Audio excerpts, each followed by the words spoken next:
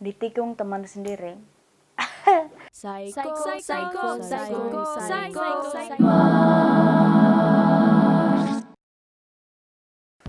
Ini dia nih.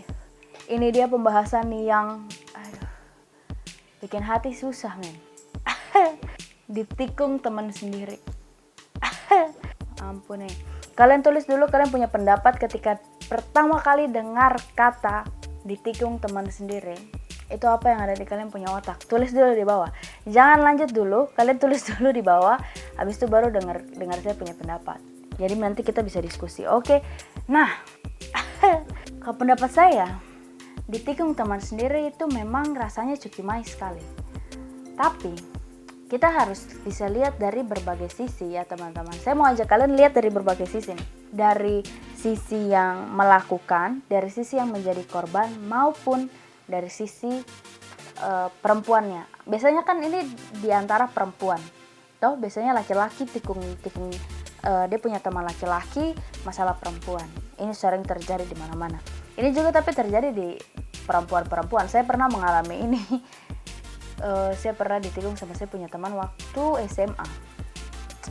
Jadi, kalau kita lihat dari orang yang menikung, menurut saya, selama memang hubungan itu belum ada status, masih PDKT, masih hanya jalan bareng, sering chat-chat sama-sama, itu tidak apa-apa. Kalau menurut saya, kalian mau dekati dia juga tidak masalah. Karena tidak ada status kok. Ya kan? Kalau orang bilang selama janur kuning belum melengkung, sudah terpapa. Kalau kita mau bilang lebih dalam lagi, lebih nyeleneh lagi, orang yang sudah menikah saja bisa rusak karena pelakor.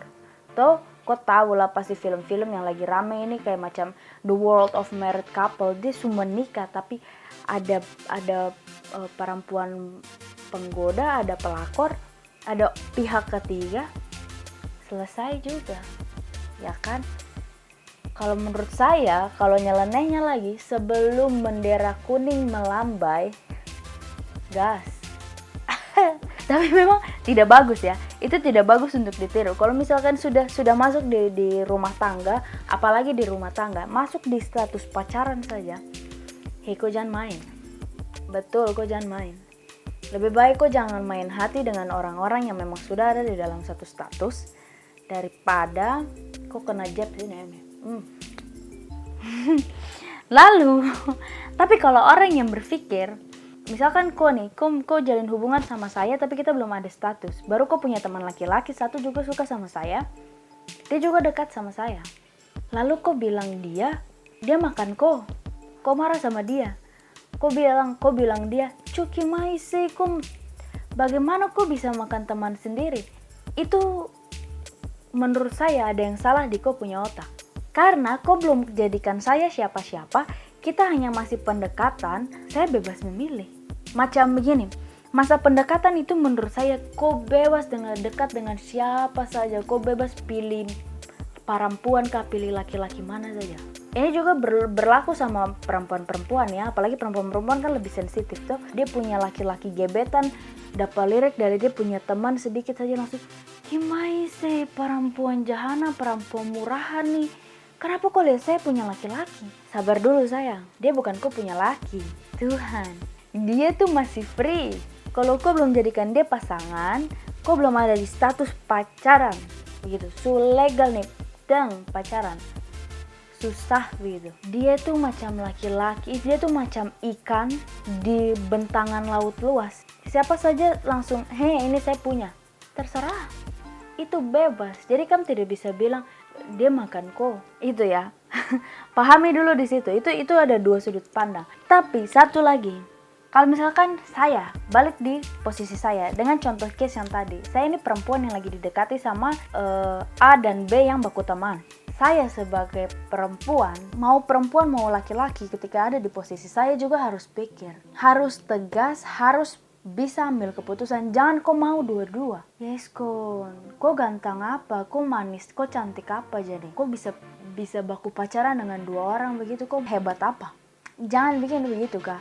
Jangan sakiti orang punya hati tuh hanya karena nafsu kah, karena hanya gengsi kah. Itu banyak sekali loh gengsi yang saya punya pacar lebih dari satu loh. Hari Senin beda, hari Selasa beda, setiap hari beda sampai hari Minggu. Satu kali tahu, kok pasangan yang lain satu kali tahu baru bilang sulap. Betul, jangan main sayang. Dan ketika kalian ada di posisi saya juga, kalian harus pikir baik. Kalian boleh saja dekat dengan dua-duanya, tapi jangan juga taruh harapan palsu ke salah satu dari mereka, bahkan kedua-duanya. Kalau misalkan memang kalian bisa berpikiran baik, harusnya menurut saya, jika kalian ada di posisi saya, kalian langsung saja bilang sama mereka, A dan B, maaf tapi saya dekat dengan kalian berdua. Saya dekat dengan ko, tapi saya juga dekat dengan dia. Kenapa saya mau dekat dengan kamu dua? Karena saya lagi ada di masa pencarian. Saya sedang mencari yang terbaik untuk yang bisa sama-sama dengan saya itu siapa. Kau punya hak untuk itu. Memang kau punya hak untuk itu. Tapi jangan permainkan dorang dua punya perasaan juga. Menurut saya lebih baik jujur di awal. Bilang saja. Dan kalau misalkan memang kau tidak mau, misalkan kau dari awal sudah tahu, aduh saya lebih suka dengan yang A. Kau bilang dengan yang B. Maaf jangan kurang-kurang hati, jangan marah. Tapi saya lebih suka dia.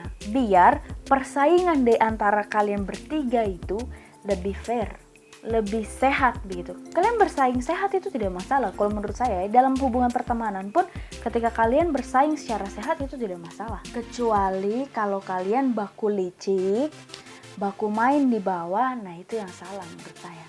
Makanya itu ada kata-kata yang muncul kayak teman makan teman sendiri itu bagaimana cara nih? Jadi kalau misalkan kamu bersaing dengan kamu punya teman, ya sudah bilang saja fair-fairan. Mau ke laki-laki, kamu perempuan, bilang saja. Saya suka, jangan kurang-kurang hati, tapi saya suka dengan dia juga.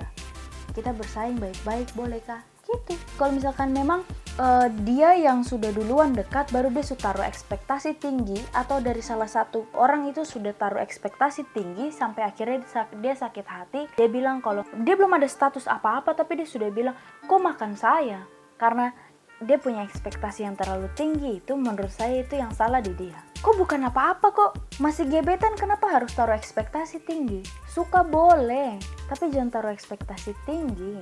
Kalau kau punya ekspektasi tidak sampai, kau yang sakit hati. Misalkan lihat perempuan itu jalan dengan kau punya teman, siapa yang tidak darah naik ke otak? Saya yakin kau pasti darah naik ke otak. So ekspektasi tidak sampai, tambah lagi lihat teman jalan dengan kau punya gebetan, Tuhan Allah. Ayo. Nah tapi teman-teman, kalau menurut saya pribadi, ini penjelasan yang lebih luas lagi. Kalau menurut saya pribadi, orang itu biasanya akan berinteraksi di dalam dia punya circle. Kau tahu, macam dia punya kelompok begitu, dia punya circle begitu, dia punya kelompok. Pasti orang akan lebih sering berinteraksi di dia punya kelompok. Macam tongkrongan kah, macam lingkungan, misalkan lingkungan gereja kah, lingkungan pencinta alam kah, di dia punya lingkup gitu, di dia punya circle. Jadi ketika kalian memang mengambil keputusan untuk suka dengan orang yang satu circle dengan kalian harus tahu resikonya seperti apa. Kalau kalian tidak jadi, pasti akan ada rasa canggung pertama-tama, itu pasti. Tapi kalian harus bisa menghadapi itu. Dan kalian juga harus lebih dewasa kalau ada teman di dalam satu circle juga suka dengan orang yang sama dengan yang kau suka. Karena memang kalian satu circle. Tapi kalau misalkan simpelnya, kalau misalkan kalian satu tongkrongan, menurut saya ya, setiap tongkrongan itu kan pasti punya aturan, dia punya aturan masing-masing toh. Dia punya cara merespek satu sama lain, itu pasti beda, ya kan? Bahkan dalam satu circle saja, setiap orangnya, setiap individunya punya cara untuk merespek orang lain, itu pasti berbeda-beda. Nah, ini dia nih. Kalau menurut saya, tergantung dari bagaimana dari seseorang itu bisa merespek temannya sendiri. Bisa merespek temannya dalam lingkupnya sendiri, dalam circle-nya sendiri. Memang tidak akan ada aturan yang betul-betul ditulis, kok tidak boleh dekat dengan saya punya maitua ya, kok tidak boleh begini. Tidak ada.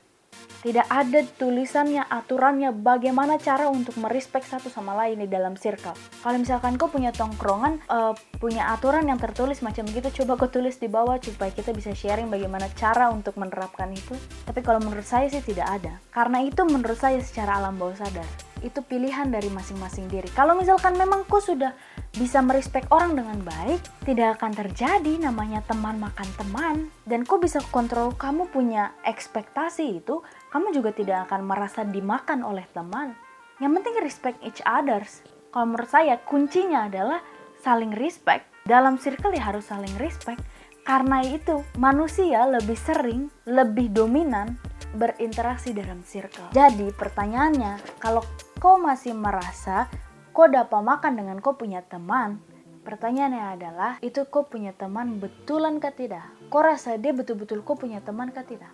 Dan kalau kau berpikir untuk makan kau punya teman juga, sayang, kau harus pikir ulang. Itu kau punya teman kah tidak? Kau ada di satu circle yang saling merespek satu sama lain kah tidak? Saling menghargai satu sama lain atau tidak?